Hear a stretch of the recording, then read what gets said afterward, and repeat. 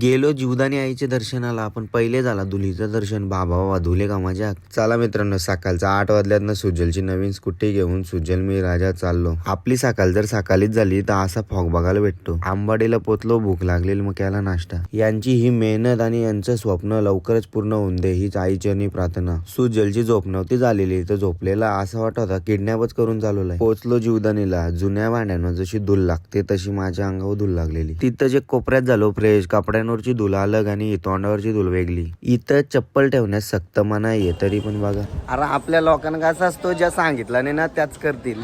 पोचलो आपण पायथ्याजवळ. आता चला पटापट वरती जाऊ. इथं मला एकट्याला जाताना घाम फुटलाय. डबल शीट कुठे चालल्यात. अर्धा रस्ता पण पार नाही केला, दम लागला. मग पिल्ला थंडा. थोरा चालत होतो, थोरा आराम करत होतो. नशिबी तर फॅन तरी आहे. मग मस्त आराम खुर्चीत झोपलो. व्हिडिओ काढण्यास सक्त मना आहे, तरी आपण रिक्स घ्यावं. जास्त गर्दी नव्हती, मग डायरेक्ट आपण मंदिरात पोचलो. आईचं दर्शन घेतलं आणि थोडी व्हिडिओ काढली तर बाईनी बागला तर बाडागला. आईच्या बघता इथं आपली मनातली इच्छा मागलेली तर सगळी इच्छा मी उचलली ना. आता माझी इच्छा पूर्ण करतो.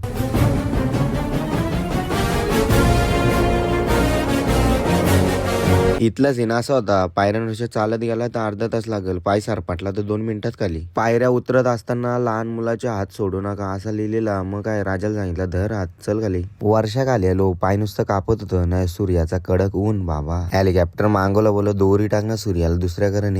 चला मग आता आपण इथल्या निरोप घ्या. विक्रमीने पकडलेली अख्खी सापांची फॅमिली. त्याच सापांना सोडायला आलो मी आरण्याला. आरण्यालाचं बीच आणि मच्छी मार्केट सगळं दाखवतो पुढच्या ब्लॉग मध्ये. Bye bye.